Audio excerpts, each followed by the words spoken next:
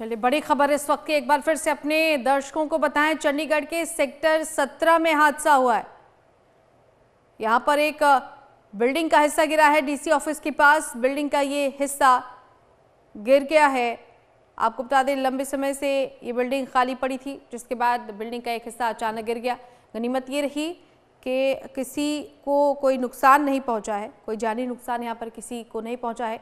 काफ़ी समय से ये बिल्डिंग खाली पड़ी हुई थी। ये देखिए किस तरह से ये बिल्डिंग का एक हिस्सा गिरा है। अब उसका सीसीटीवी फुटेज भी सामने आया है और देखिए कितनी भयावह ये तस्वीरें हैं। गनीमत ये थी कि उस वक्त वहाँ पर कोई मौजूद नहीं था, वरना उसकी जान को खतरा हो सकता था। काफ़ी समय से बिल्डिंग खाली थी और अचानक ये बिल्डिंग गिर गई। संवाददाता सज्जन चौधरी हमारे साथ जुड़ गए हैं।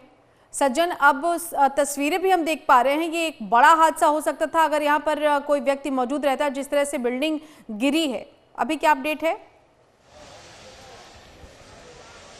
रेनू, देखिए सुबह लगभग 7 बजे की बात है जब ये बिल्डिंग जो है वो धराशायी हो गई। बिल्डिंग का कुछ हिस्सा गिरा है। गनीमत ये रही कि पिछले लंबे समय से ये बिल्डिंग खाली थी और 30 दिसंबर को इसमें रिनोवेशन का काम किया जा रहा था। उस वक्त जो पिलर हैं वो 2 पिलर खिसक गए थे, जिसके बाद रिनोवेशन का काम बंद कर दिया गया था और बिल्डिंग को पूरी तरह से खाली कर दिया गया था। और आज सुबह करीब 7 बजे के आसपास ये बिल्डिंग धराशायी हुई है। गनीमत ये रही कि सेक्टर 17 है वो काफ़ी चहलकदमी यहाँ पर होती है, लेकिन सुबह 7 बजे का वक्त होने के कारण बिल्डिंग के आसपास भी कोई मौजूद नहीं था, तो किसी तरह का नुकसान जो है वो नहीं हुआ है। आप मेरे पीछे देख सकते हैं तमाम जो ये बिल्डिंग का हिस्सा है ये धराशायी हो चुका है। इसके साथ साथ इस बिल्डिंग के साथ लगती जो बिल्डिंग है उसमें भी आप देख सकते हैं कि काफ़ी जो नुकसान हुआ है। जो पिलर है वो भी यहाँ पर साइड वाली बिल्डिंग के भी कुछ पिलर जो हैं वो कमज़ोर हो चुके हैं। लेकिन सवाल ये खड़ा होता है कि जब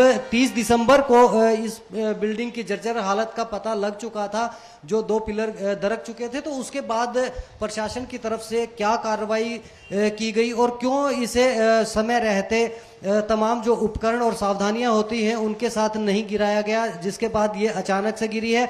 अगर ये शाम के वक्त में गिरी होती तो 17 सेक्टर में काफ़ी चहलकदमी होती है, काफ़ी लोग यहाँ पर मौजूद होते हैं, तो हो सकता है किसी को गंभीर चोटें भी आ सकती थी। इसके अलावा किस तरह की ये बिल्डिंग थी?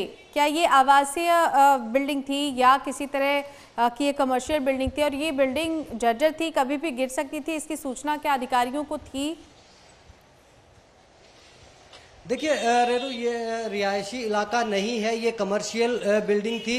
यहाँ पर बताया जाता है कि पहले एक रेस्टोरेंट चलता था जो काफ़ी लंबे समय से बंद था और 30 दिसंबर को रिनोवेशन यहाँ पे किया जाना था।